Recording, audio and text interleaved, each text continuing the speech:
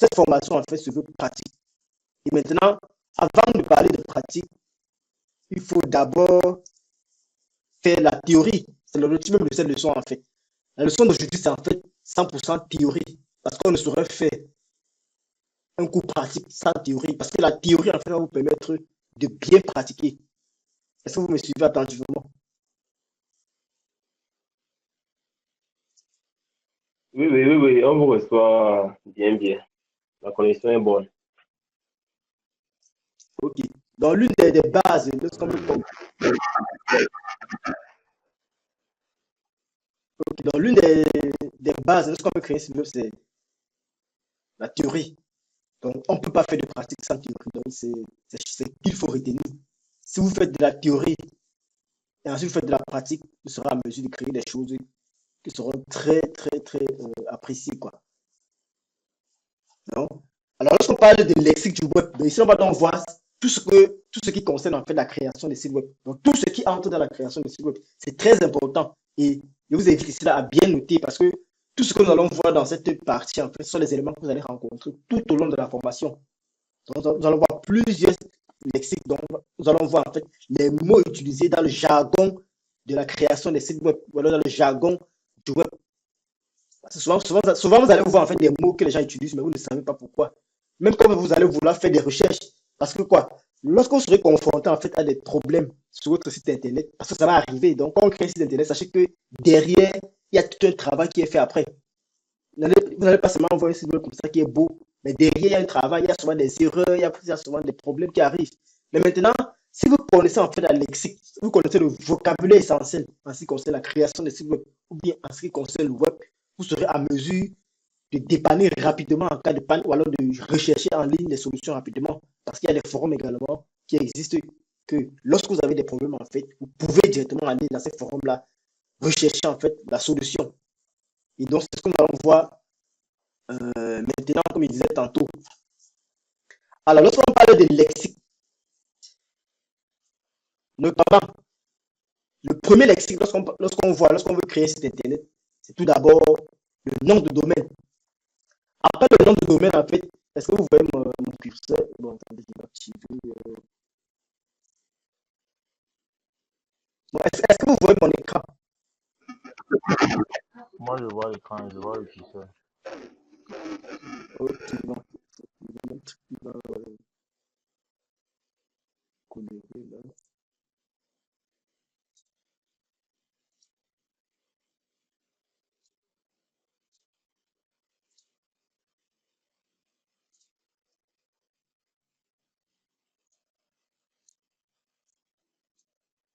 Ok, c'est bon.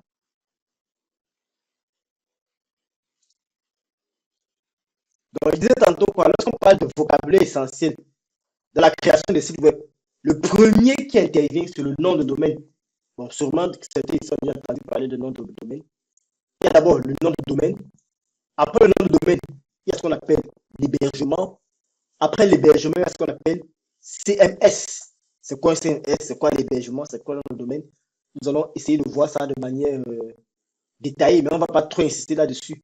C'est pendant la formation qu'on va insister. Ou juste voir le vocabulaire, juste définir c'est quoi réellement. Mais on va te donner des mots concrets en ce qui concerne le domaine, en ce qui concerne l'hébergement, en ce qui concerne également le CMS. On va voir c'est quoi un serveur, c'est quoi ce qu'on appelle le back-end, c'est quoi ce qu'on appelle le front-end, c'est quoi ce qu'on appelle le SEO, c'est quoi ce qu'on appelle le responsive, c'est quoi le UX, c'est quoi l'interface utilisateur. En fait, là, on a des termes en fait, qui sont utilisés sur le web. Ça, c'est le jargon qui tourne autour du web, la création des sites web, que ce soit des sites web pour présenter vos entreprises, des sites web vitrines, des sites web de vente en ligne et tout. Et donc, maîtriser déjà ce jargon, cela va vous faciliter la tâche lorsque vous voulez, vous allez travailler en fait. Alors, le premier que j'ai cité en fait ici, c'était le nom de domaine. Alors, c'est quoi le nom de domaine? Alors, ce qu'il faut retenir, c'est que le nom de domaine, c'est l'adresse de votre site web en fait. C'est l'adresse d'un site internet. Vous allez voir, parfois on va parler de site internet, parfois on va parler de site web. Mais de manière concrète, on parle plutôt de site web.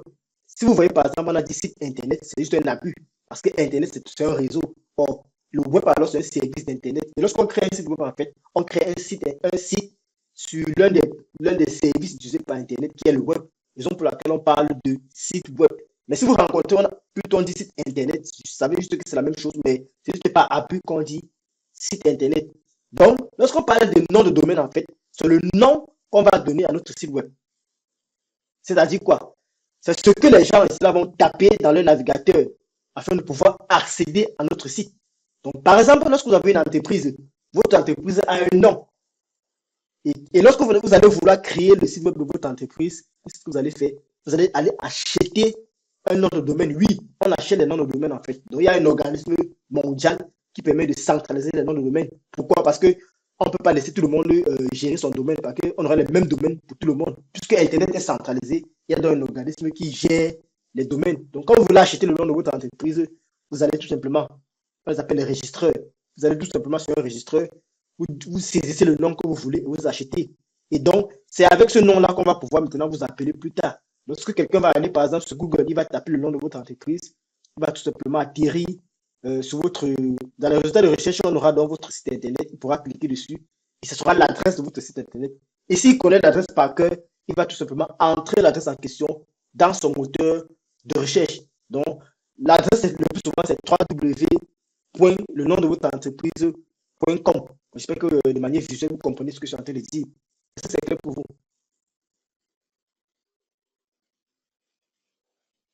Est-ce que c'est bon pour vous avec le nom de domaine? Est-ce que quelqu'un a des questions ou bien on passe? Bon, le nom de domaine, j'aimerais savoir si le nom de domaine contient d'autres, ça peut contenir le nom du site web et le nom de la page web. Vous avez donné la différence, vous avez dit le site web et voilà, un site internet, voilà. Est-ce que le nom de domaine peut intervenir dans les deux cas? Vous n'avez pas compris. Un site internet, c'est un site web. C'est pas à but qu'on parle de site internet, c'est la même chose. Un site web, c'est. Quand on parle de site web, peut-être j'ai oublié de définir c'est quoi un site web. Je suppose que chacun connaît c'est quoi un site web. Lorsqu'on parle de site web, en fait, c'est tout simplement un ensemble de pages en fait qui ont des informations accessibles à l'extérieur, au monde extérieur en fait. Donc c'est la définition en fait de manière terre à terre, c'est quoi un site internet. Donc quand on a un site internet, ça veut dire quoi? On a un ensemble de pages web qu'on a créées qui sont liées entre elles en fait. Donc c'est un ensemble de pages. Regardez par exemple, lorsque vous allez sur un site web, par exemple, comme je vais prendre un exemple de site web qui est très connu, Facebook. Bon, avant que les applications ne prennent l'ampleur, avant c'était beaucoup plus les sites web. Quand vous arrivez sur Facebook par exemple, c'est un site web à la base. Il y a plusieurs liens. Vous avez le lien pour vous inscrire, vous avez le lien pour vous connecter, vous avez le lien pour aller dans Messenger. Donc c'est un ensemble de pages en fait. Donc chaque page là en fait, quand on dit par exemple inscription, on dit connexion, on dit page à propos. C'est un ensemble de pages qu'on a regroupé, on a mis dans un site web en fait. Et donc, un site web en fait donc, a un nom de domaine. Donc, toutes ces pages-là, en fait, on les a regroupées et on les a mises dans un seul nom de domaine. Donc, c'est le nom de domaine en fait, qui va porter tout votre site. Donc, vous créez votre site web dans un dossier sur votre machine. Et donc, lorsque vous allez le mettre en ligne, tout ce site web, en fait, le nom de domaine sera un peu comme votre dossier en fait. Donc, vous allez prendre vos fichiers là et envoyer tout simplement dans le dossier qui est votre nom de domaine. S'il faut expliquer de manière simple. Est-ce que c'est clair jusqu'ici? Oui, c'est bon, c'est bon. J'ai vu où j'ai buté. C'est bon. Ok. Donc, en fait, ce qu'il faut retenir également, c'est que, en ce qui concerne le nom de domaine, c'est que, premièrement, on doit l'acheter. On l'achète tout simplement, on l'achète. Il est parlé de registreurs. On les appelle les registreurs ou on les registrera.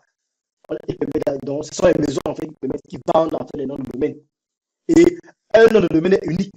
Donc, il ne peut pas avoir deux noms de domaine en fait. C'est un seul nom de domaine. Si votre entreprise s'appelle par exemple HomeDev, vous ne pouvez pas avoir, deux personnes ne peuvent pas avoir le même nom en fait. Donc, quand quelqu'un a pris un nom, quand vous allez rechercher en fait, on va vous dire ce nom de domaine a déjà été pris par une autre personne en fait. Donc, ça vous dit qu'on ne peut pas utiliser le même nom de domaine. Deux personnes en fait ne peuvent pas utiliser le même nom de domaine. Et c'est quoi le processus en fait qui vous permet de commander un nom de domaine, c'est pour dire que vous avez réservé dans ici là un nom de domaine en fait. Ok, pour continuer donc, après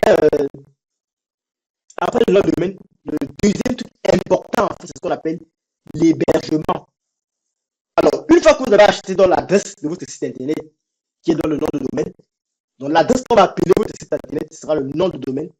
Une fois que vous avez acheté, en fait, il faut dans la maison qui va garder votre site. C'est ce qu'on appelle dans l'hébergement, en fait. Et donc, l'hébergement, c'est quoi? L'hébergement, c'est tout simplement un espace disque. C'est dans un espace disque sur un serveur où les données en fait, de votre site web sera sauvegardées, en fait. Les images, les textes, le code, la base de données. Donc, c'est grâce à l'hébergement que vous allez acheter dans ici, là, que votre site internet sera disponible en ligne 24 heures sur 24, 7 jours sur 7. Il est possible d'héberger votre site internet sur votre machine. C'est très possible. Mais étant donné que votre machine n'est pas connectée à Internet 24 heures sur 24, 7 jours sur 7, et que vous n'avez pas les ressources nécessaires pour que plusieurs personnes viennent se connecter sur votre machine, et que votre machine n'est pas peut-être sécurisée, raison pour laquelle on a créé ce qu'on appelle les hébergements. Donc, l'hébergement, c'est quoi? C'est une entreprise qui a mis des machines, préparer les environnements pour que vous venez déposer vos fichiers et les gens vont venir consulter donc ces fichiers-là en passant par votre nom de domaine. Est-ce que c'est compris jusqu'ici?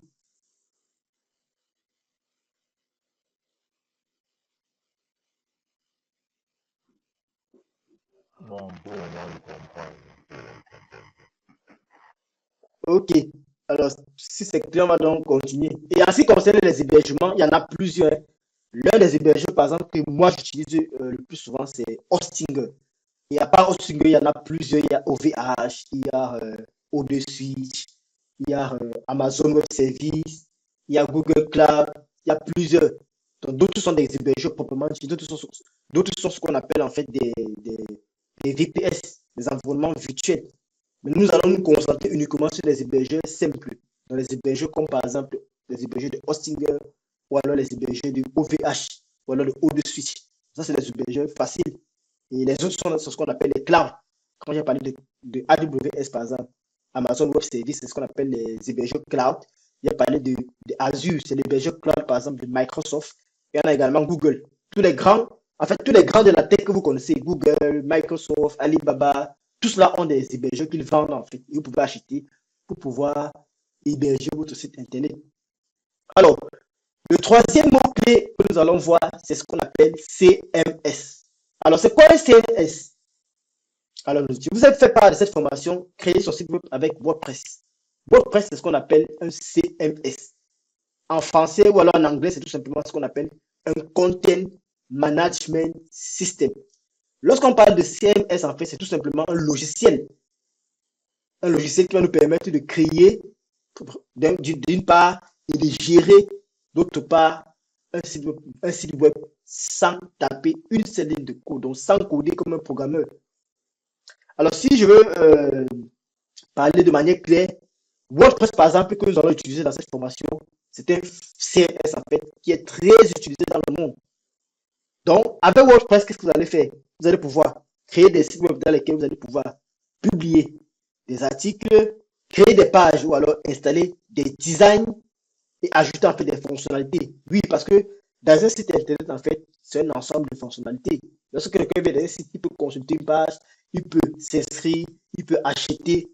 C'est l'ensemble des fonctionnalités en fait qu'on met dans un site internet. Mais dans la suite, lorsqu'on va passer au jour 2, nous allons voir vraiment c'est quoi vraiment les fonctionnalités. Dans le programme de la journée 2, on a en fait l'une des leçons autant pour moi, c'est le cahier des charges. On va vous montrer c'est quoi le cahier des charges, qu'est-ce qu'on met dans les fonctionnalités d'un site internet. Donc c'est un peu ça. Donc ça, c'est le deuxième lexique. Et lorsqu'on parle de CMS, en fait, qui est dans le logiciel, qui va nous permettre de créer les sites internet, c'est ça comment WordPress c'est l'un des plus utilisés comme je dis tantôt. Et maintenant WordPress fonctionne avec ce qu'on appelle des thèmes. Donc à partir de ce moment, il faut bien comprendre ce que je suis en train de dire. Donc on va plus insister sur le CMS parce que le CMS lui se subdivise en plusieurs. Bon, il sera mieux que je puisse écrire. Bon, un instant, je prends un bout pour écrire.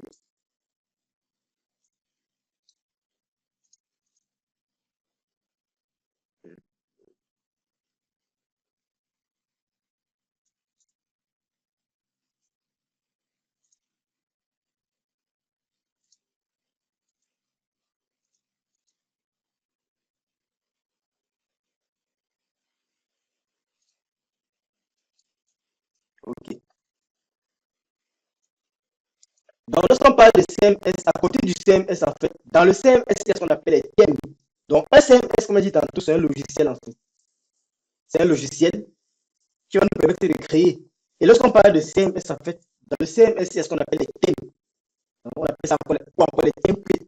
Oui, la notion de thème ou alors template intervient presque. Les thèmes interviennent presque dans tous les domaines.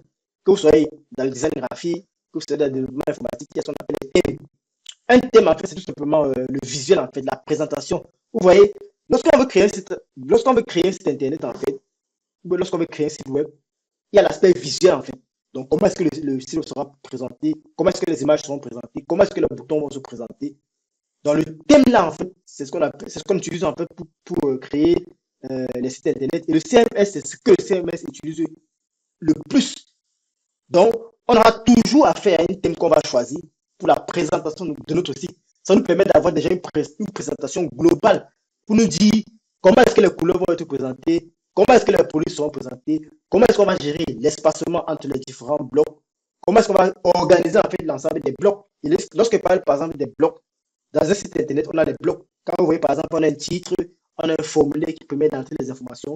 Ce sont les blocs de notre site internet. Est-ce que jusqu'ici, là, c'est clair pour chacun? Si vous avez des questions, n'hésitez pas à lever la main ou bien à poser, à tirer votre micro quand je parle pour poser. Est-ce que c'est clair jusqu'ici?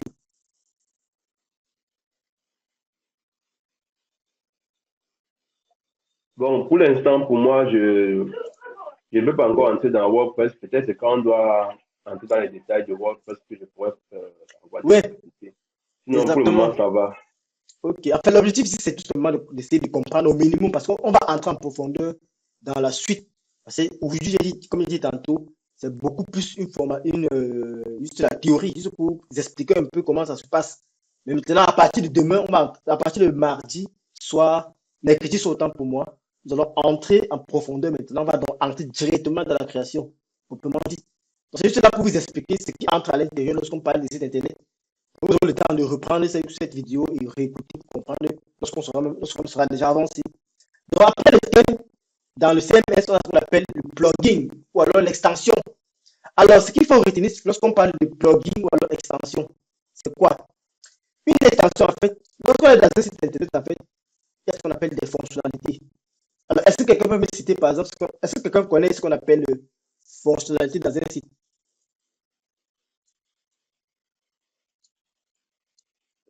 C'est quoi une fonctionnalité Fonctionnalité, dans un par site? exemple, acheter, par exemple, je pense que c'est une fonctionnalité.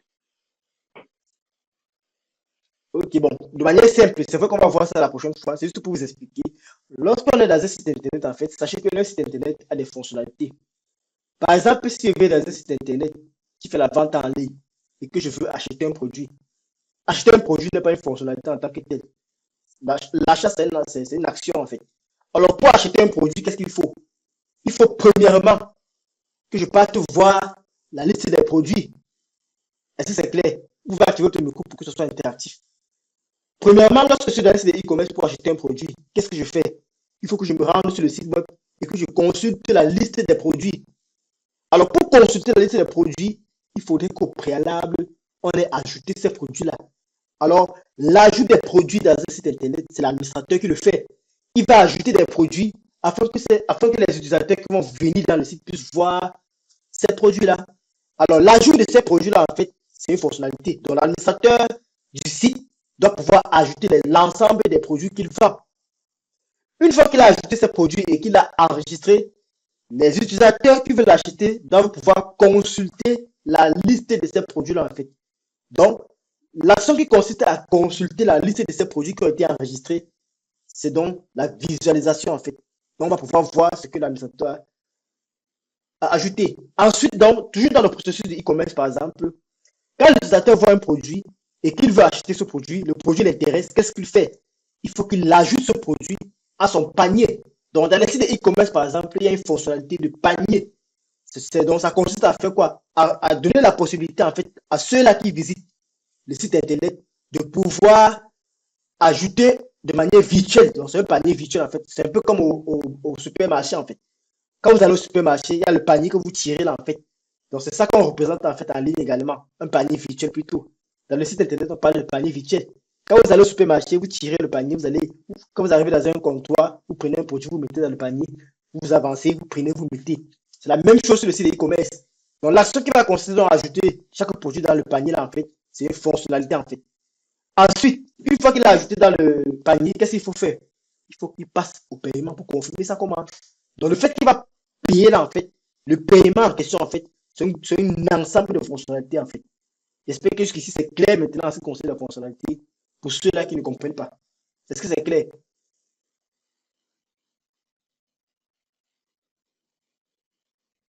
Oui, c'est clair, c'est bon.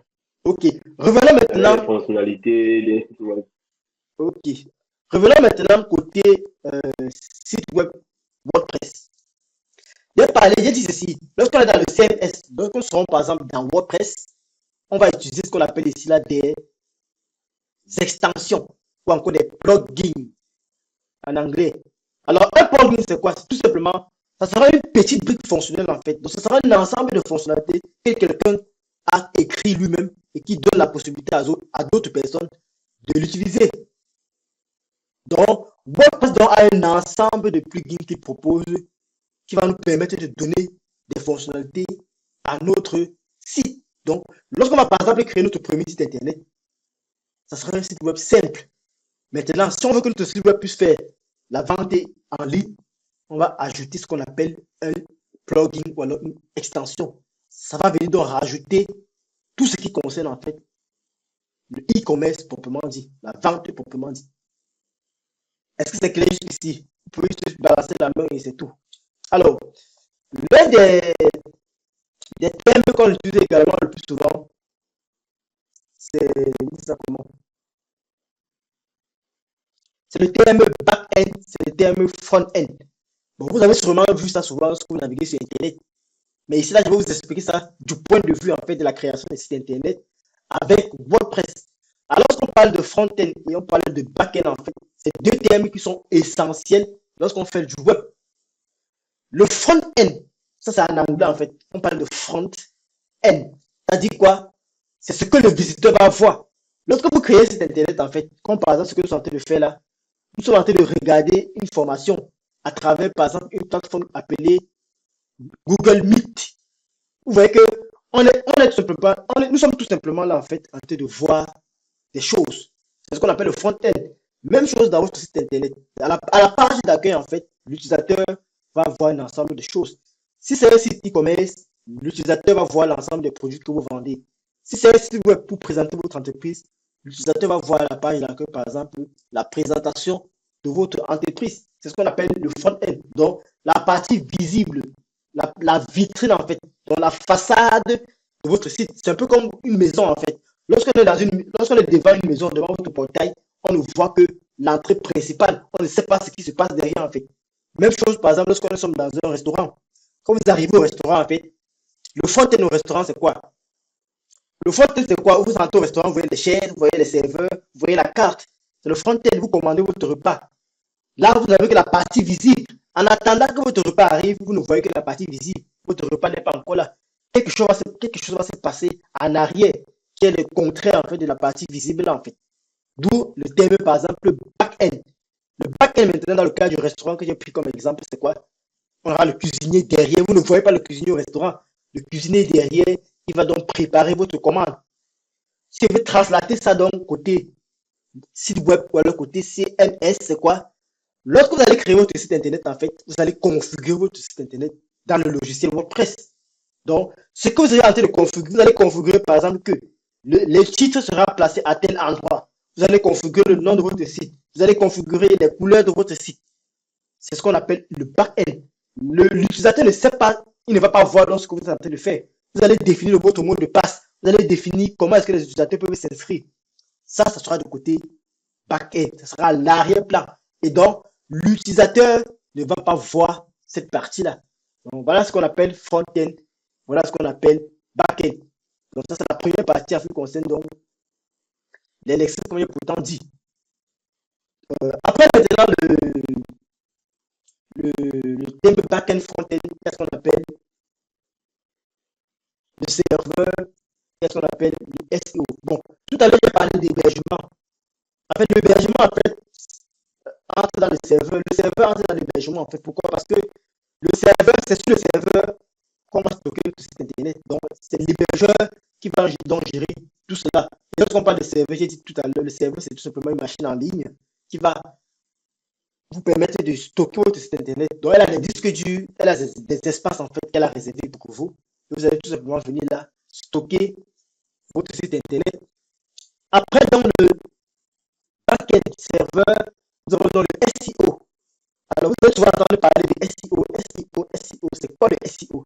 Lorsqu'on parle de SEO, c'est tout simplement ce qu'on appelle le Search Engine Optimization.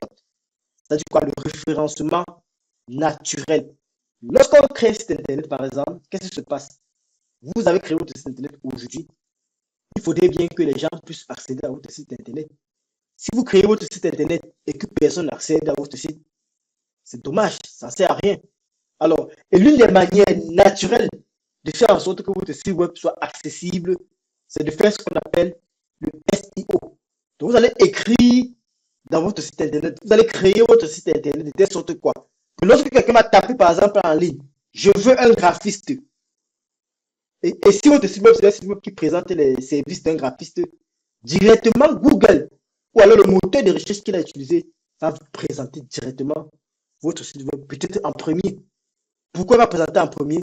Parce que vous avez fait ce qu'on appelle le SEO. Donc, le SEO vous dit quoi? Il faudrait que dans votre site internet, vous ayez respecté un ensemble de règles en fait qui vont permettre à ce que votre site web soit référencé sur internet. Donc, le SEO, c'est tout simplement pour dire que il faut faire en sorte que votre site web soit référencé sur internet. Pour que lorsqu'un utilisateur va taper une recherche sur Google et que votre site web parle de cela, votre site web soit présenté à l'utilisateur afin qu'il puisse cliquer dessus en fait. Donc, c'est l'une des manières de faire en sorte que son site web soit accessible, de faire en sorte que son site web soit visité sans pouvoir payer par exemple la publicité ou alors sans pouvoir faire des campagnes publicitaires sur les réseaux sociaux. J'espère que c'est clair pour vous jusqu'à ce moment. Alors, il y a également certaines notions qu'on va aborder. C'est vrai que dans cette cours, j'ai dit qu'on ne va pas toucher au code. Mais sachez déjà que, de manière pour vous cultiver, c'est que WordPress, en fait, c'est un logiciel.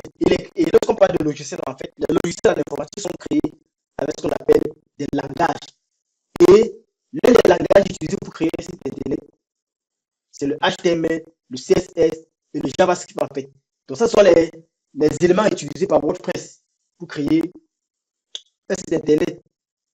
Deuxièmement, après le HTML, CSS, JavaScript, il y a la base de données. Donc, dans votre site internet, en fait, ce qu'il faut retenir, c'est quoi? C'est que l'ensemble des pages que vous allez écrire seront codées par la suite. Donc, vous n'allez pas écrire du code, en fait. C'est la raison pour laquelle on utilise un CMS. Un CMS nous exemple en fait la création de code. Vous n'allez pas créer de code, mais ce que votre fait après, c'est quoi? Il va convertir les tests ou alors les actions que vous avez faites en code. C'est pour laquelle j'ai parlé du vocabulaire, par exemple, H, T,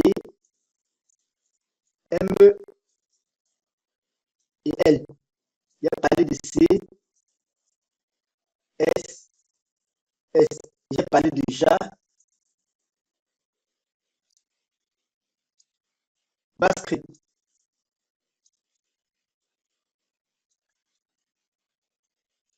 Donc voilà les trois technologies les plus utilisées par WordPress. Mais à côté également, nous avons par exemple le PHP, qui est le langage serveur qui est utilisé sur WordPress. Et également, nous avons donc la base de données. La base de données, donc, c'est donc le classeur là donc, qui va conserver tout votre site. Pourquoi?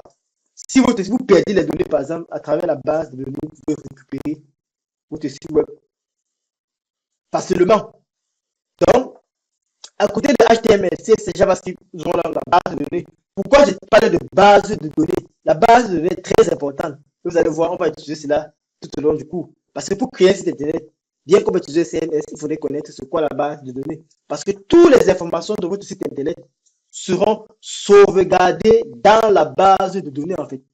Et WordPress fonctionne en fait avec ce qu'on appelle une base de données. Et généralement la base de données, c'est MySQL autant pour moi. Donc, les bases de données dans le monde, il en existe plusieurs. Mais le type de base de données utilisé par WordPress, c'est MySQL.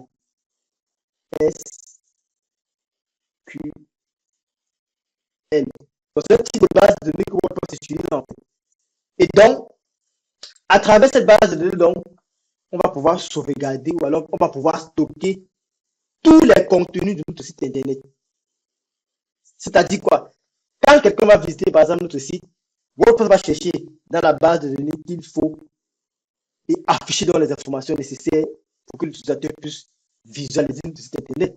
Donc, il est donc important autant pour moi d'avoir une base de données qui sera donc bien organisée et qui sera propre et on va pouvoir voir dans la suite du coup comment on va optimiser la base des données de notre site. Donc, où notre site sera enregistré, il faudrait que ce soit bien optimisé pour que les pages de notre site web soient accessibles de manière rapide.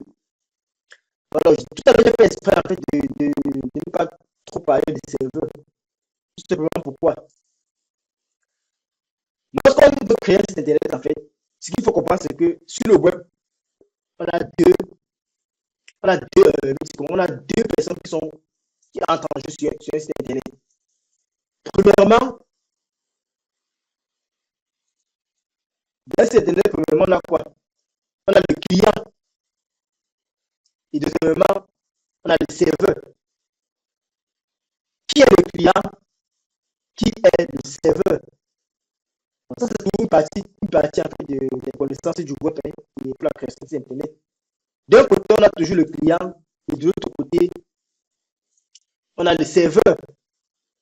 Donc, je veux prendre le client ici là, comme l'utilisateur qui a son laptop. Et maintenant, le serveur donc, sera dans la machine également. On dessine ça comme ça. Donc ça, c'est le serveur.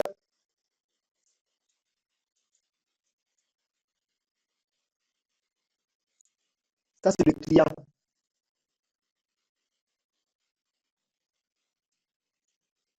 Bon, il faut d'abord retenir que quand je dis client ici, là, ce n'est pas un client qui vient acheter marchandises. Hein. Ça sont des termes informatiques, des termes dans le web. Lorsqu'on parle de client, en fait, c'est celui-là qui vient consulter le site. Donc, par exemple, votre téléphone, en fait, dans votre téléphone, vous avez un navigateur qui s'appelle, par exemple, Google, ou alors qui s'appelle Safari, ou alors qui s'appelle Mozilla. Ce sont là les clients, en fait. Vous qui êtes en train d'utiliser le téléphone, vous êtes l'utilisateur. Maintenant, le client en termes informatiques, en fait, c'est qui? C'est le navigateur où vous allez aller entrer le site. Donc, si vous êtes sur Google Chrome, par exemple, le client ici, là, c'est Google Chrome. Si vous êtes sur Mozilla, le client, c'est Mozilla. Si vous êtes sur Safari, le client, c'est Safari. Donc, les navigateurs, en fait, sont les clients, en fait. Et maintenant, d'un côté, on a ce qu'on appelle le serveur. Alors, qu'est-ce qui se passe lorsqu'on veut accéder à un site internet? Premièrement, nous avons le serveur. Parce que le serveur ici, le serveur, c'est quoi? C'est tout simplement l'ordinateur qui est distant. Donc, c'est votre hébergeur. Tout à l'heure, il y a parlé d'hébergeur. Donc, le serveur ici, en fait, c'est votre hébergeur. Il va donc contenir quoi? Donc, par exemple, dans un disque dur ici, en fait, on aura donc votre site internet. Donc, voici le serveur. Et puis, c'est votre hébergeur qui aura votre site ici, là. Donc, voici votre site ici à l'intérieur. Qu'est-ce qui se passe? Nous avons un utilisateur, par exemple, Thomas. Il a son téléphone. Dans son téléphone, il y a, par exemple, Google Chrome. Il va aller sur Google Chrome. Il va donc saisir l'adresse de votre site. Votre site, par exemple, s'appelle, par exemple, alpha.com. Donc, à la première étape ici, par exemple, on va acheter le nom de domaine alpha.com. Donc, le client, l'utilisateur, en fait, qui est, par exemple, Thomas, va venir avec son ordinateur ou son téléphone, entrer dans Google Chrome et saisir l'adresse alpha.com dans le navigateur et taper entrée. Qu'est-ce qui se passe? Lorsque le client le fait, c'est-à-dire quoi, l'utilisateur qui se connecte à son navigateur, quand il va visiter dans l'adresse de votre site internet, son navigateur va faire quoi? Son navigateur va aller sur le serveur, chercher votre site, le contenu de votre site. Et une fois que le serveur va recevoir la demande du client ou alors de l'utilisateur, qu'est-ce qu'il va faire? Il va renvoyer dans votre site sur son ordinateur, en fait. Il va répondre au client qui est venu à lui renvoyer, en fait, la page qu'il a demandé. En fait, c'est ce qui se passe lorsque vous êtes sur votre téléphone. Quand vous tapez, par exemple, là, euh, quand vous faites une recherche sur Google, ça vous donne un résultat et que vous tapez sur le résultat, vous êtes un client. Donc, est-ce que votre navigateur ne fait pas chercher l'information, il dit afficher dans votre téléphone? C'est un peu comme ça que ça fonctionne en fait. Est-ce que c'est clair pour vous jusqu'ici?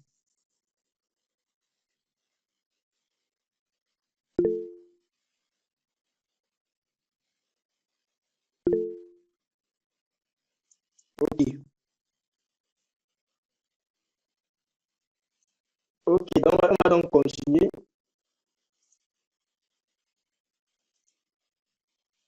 Alors, à côté on va parler de nom de domaine, on va parler de l'hébergement, de CSS, de serveur, de back-end, on va parler de SEO. Bon, en ce qui concerne également le web site, lorsqu'on parle de web et qu'on parle de site internet, il y a également ce qu'on appelle la sécurité. Donc, vous allez voir, pendant le cours, on va parler par exemple de ce qu'on appelle le certificat SSL. Lorsqu'on parle de certificat SSL, ça veut dire quoi? C'est un certificat en fait qu'on va appeler pour que notre site soit sécurisé. Alors, si vous avez l'habitude en fait de naviguer sur les sites internet, vous allez voir, parfois vous visitez un site internet, on vous dit que ce n'est pas sécurisé. Parfois on va vous dire que le site est sécurisé. C'est ce qu'on appelle en fait le certificat de sécurité. Vous allez souvent voir ce qu'on appelle le HTTP.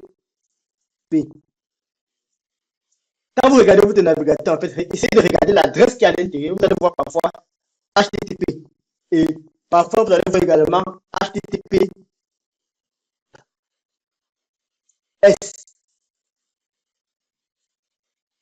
Si vous voyez tout simplement HTTP, ça veut dire que le site web n'est pas sécurisé. Et si vous voyez HTTPS, ça veut dire que le site est sécurisé. Alors, pour que le site web soit sécurisé, donc, on va acheter ce qu'on appelle un certificat de sécurité en fait. Un certificat de sécurité pour que le site web soit sécurisé. Donc, on ne va pas trop entrer en profondeur dans la sécurité. Il faut tout simplement savoir que pour la sécurité de site internet, on a besoin du certificat SSL. Ça, c'est la note que vous devez prendre pour pouvoir ne pas l'oublier à chaque fois. Donc, si quelqu'un vous dit que ton site n'est pas sécurisé, rassure-toi que le certificat de sécurité est bien activé. Ou alors si ce n'est pas périmé. Ou alors si l'hébergeur n'a pas peut-être bien activé cela. Parce que souvent, l'hébergeur n'active pas et on va utiliser ce qu'on appelle les extensions, comme j'ai dit tantôt plus haut. Il y a des gens qui ont créé des extensions pour forcer l'activation du certificat de sécurité. Mais au préalable, il faudrait que le certificat soit présent sur votre serveur pour pouvoir forcer l'activation en fait. Alors, j'espère que jusqu'ici là, c'est clair pour vous. Alors, autre chose. Oui, c'est bon. Alors, autre chose qu'on peut donc parler en ce qui concerne le vocabulaire toujours, c'est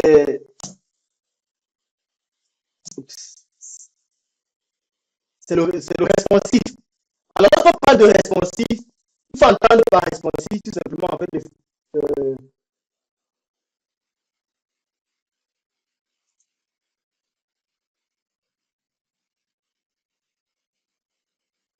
le responsif, c'est tout simplement le fait que ça peut être adapté sur le téléphone et sur l'ordinateur. C'est tout simplement ça. Donc, si quelqu'un vous dit ton site web n'est pas responsif, ça veut tout simplement dire quoi? Il a te dit que ton site web ne s'affiche pas bien, par exemple, sur son téléphone. Donc, peut-être il a ouvert ton site web sur son téléphone, il voit le texte est tellement grand, il faut qu'il tire pour aller vers la droite pour voir le contenu. Peut-être l'image est très grande, peut-être un texte ne s'affiche pas bien. Donc, ça peut dire quoi? Ton site web n'est pas responsif. Et donc, on va voir dans le cours comment on va rendre le site web responsif. C'est-à-dire quoi? Par exemple, sur l'ordinateur, en fait, la police doit être grande. Mais sur le téléphone, la police peut pas être la même chose. Sur un ordinateur, on va mettre par exemple la police à 15, à 16. Mais sur le téléphone, si vous mettez la police d'un titre à 11, ça ne va pas passer. Ça sera très grand. Donc, c'est-à-dire quoi? Sur le téléphone, il va falloir réduire la police. Et sur l'ordinateur, il va falloir augmenter. Par exemple, une image. Sur l'ordinateur, il faudrait que l'image soit grande. Mais lorsqu'on est sur le téléphone, il faut que l'image soit entre dans le téléphone. Le téléphone, c'est peut-être 11, 12, 13 pouces. Alors que sur la machine, on a 15 pouces en fait. Le téléphone, c'est peut-être 8 pouces, 9 pouces. Or, sur la machine, on est à 15 pouces. Donc, il va falloir gérer donc, cette transition-là entre la version du téléphone, la version de la tablette et la version de l'ordinateur. C'est la raison pour laquelle on va parler de responsive. Il faudrait que votre site web puisse s'adapter au téléphone, à la tablette, à l'ordinateur, sans que les informations ne soient mal structurées. Donc, c'est ce qu'on appelle le responsive. Alors, maintenant, l'autre thème, c'est ce qu'on appelle le UX, UI utilisateur. Alors, tout à l'heure, j'avais même déjà parlé de ça dans la notion de thème.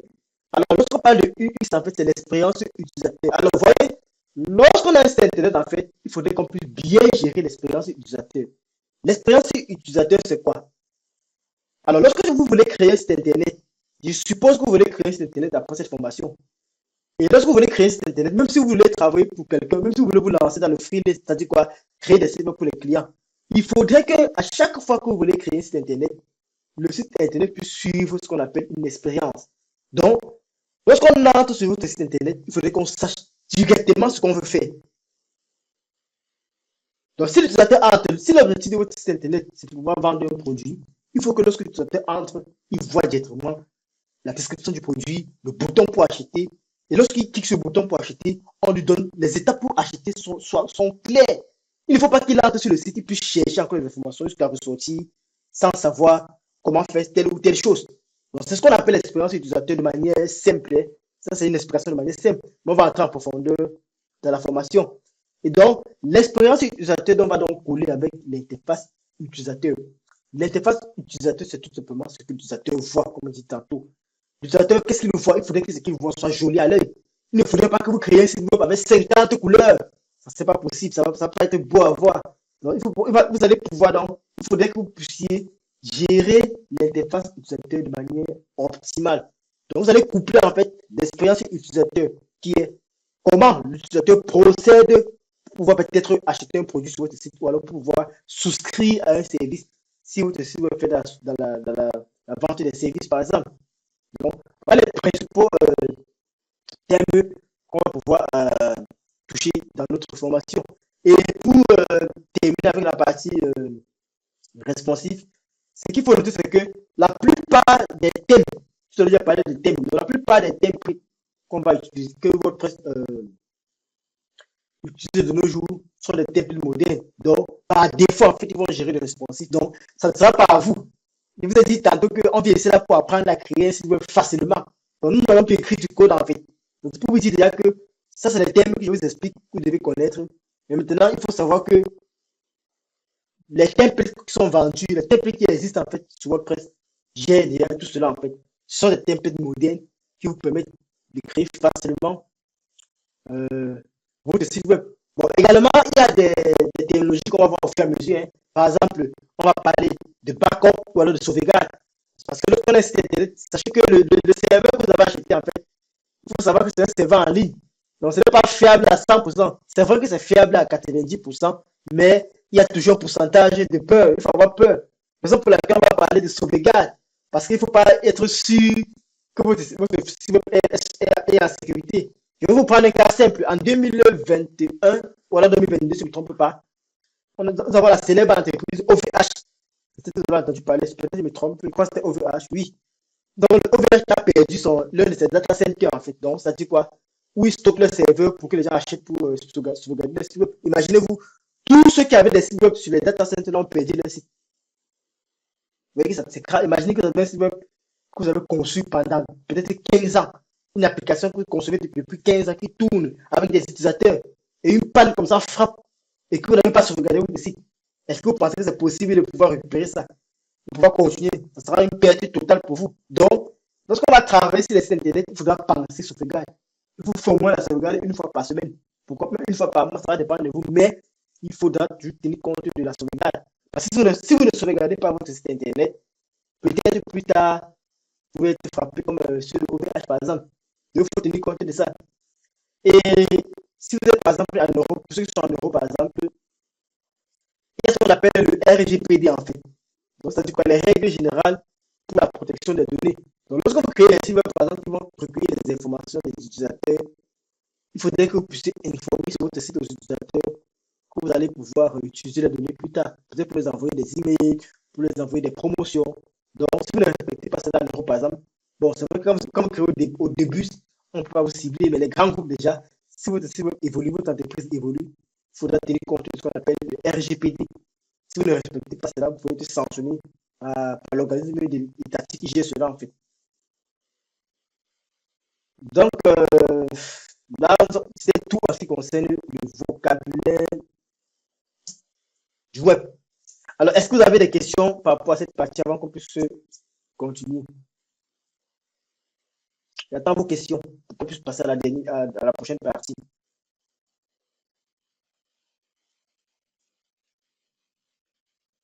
Est-ce qu'il y a des questions? Bon, moi, je n'ai pas de questions pour le moment. Ok. Je suppose que d'autres n'ont pas répondu, sûrement pas de questions.